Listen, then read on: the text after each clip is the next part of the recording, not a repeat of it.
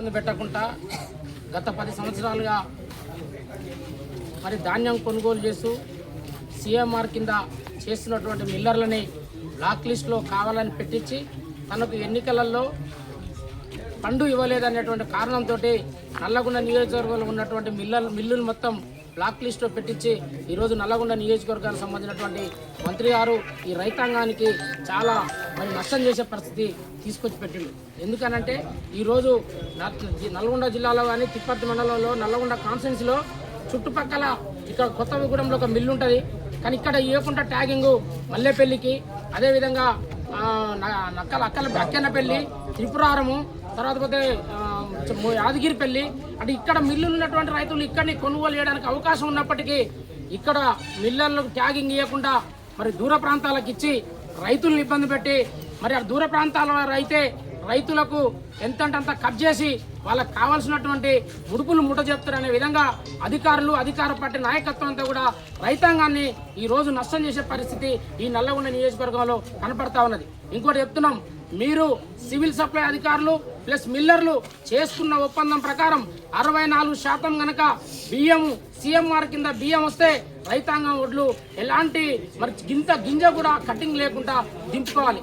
కానీ 64% నిబంధనలకు మరి తుంగలో దొక్కి 65, 66, 67, 70% మరి వస్తున్నా కూడా మరి కావాలనే మరి కటింగ్ పెడతా ఉన్నారు. ఎందుకనంటే అధికార పార్టీ నాయకులకు ఇందులో మరి అధికారులకు ముడుపులు ముడుతున్నాయి అనేది స్పష్టంగా కనపడతా ఉన్నది. మరి అదేవిధంగా మేము మరి జిల్లా కలెక్టర్ గారికి కానీ మరి వ్యవసాయ శాఖ అధికారులు కానీ మేము డిమాండ్ చేస్తా ఉన్నాం. మీరు ఇప్పుడు రైతులను ఏ రకంగా రైతులు కొంటే రైతులను ఇబ్బంది పెడుతున్నారో, తాళుందని ఇబ్బంది పెడుతున్నారు, కానీ అదే విత్తనాలు కొనుగోలు చేసి అమ్మేటప్పుడు మరి ఫెర్టిలైజర్ షాపుల మీద కానీ మరి మీరు ఇస్తున్నటువంటి DCMS ద్వారా అమ్ముతున్నటువంటి మరి ఎరువుల దుకాణాలలో మరి రైతులకు ఆ రోజు తాళ్ళు వస్తున్నా కూడా మరి ఆ రోజు మిల్లర్ల వాళ్ళ మీద ఎందుకు చర్య తీసుకోవట్లేరు? ఎటు తిరిగి అటు మిల్లరు, మీ అధికారులు, మరి డీలరు అందరు కలిసి కూడా రైతుల్ని మోసం చేసే పరిస్థితి కనపడతా ఉన్నది. మీరు ఎప్పుడైతే నిజాయితీగా మరి విత్తనాలు కొనుగోలు చేసేటప్పుడు నిజాయితీగా రైతాంగానికి అందిస్తారో అప్పుడు రైతు కూడా నిజాయితీగా మీకు ఇచ్చే విధంగా వస్తుంది. అప్పుడు తాళ్ళు వచ్చినప్పుడు మరి ఇప్పుడు ఎందుకు తాళ్ళు రాదు? ఏది పెడితే చెట్టు ఒకటి పెడితే ఇత్తొకటి మలదు. మీరు ఏది ఇస్తుర్రో అదే వస్తుంది తప్ప ఇంకొకటి కాదని అధికారులు కానీ జిల్లా కలెక్టర్ కానీ వీళ్ళందరూ కూడా ఈ విషయాన్ని గుర్తించుకోవాలని కోరుతా ఉన్నాం.